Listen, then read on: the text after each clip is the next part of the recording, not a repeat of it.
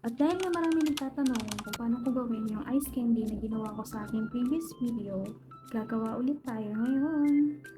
So today, strawberry and avocado naman ang gagawin nating flavor. Ayan siya, titimbangin lang natin, tig 200 grams per flavor lang po. And then each flavor, maglalagay tayo ng 400 ml na cold water.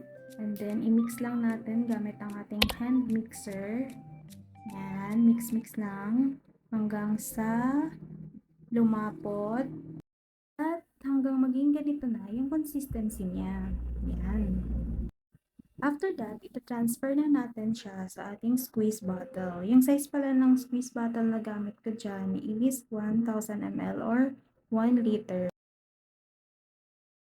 After natin ma-transfer sa ating mga squeeze bottle, ang gamit nating plastic is 1 and 1/2 by 10.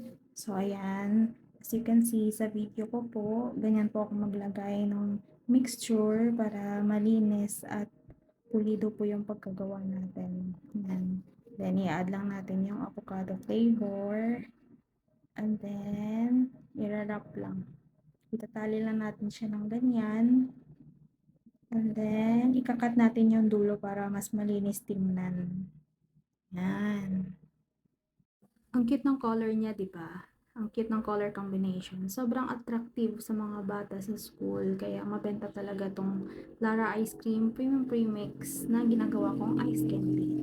Kaya ang bilis din talaga ma-sold out ng premium premix na to. At saka wala ka nang kailangan pang ibang ingredients. Cold water lang at yung premix. Then hand mixer lang. So sa total ng 400 grams na ginawa ko, nakagawa ako ng 34 pieces na pwede mong ibenta ng 10 pesos each.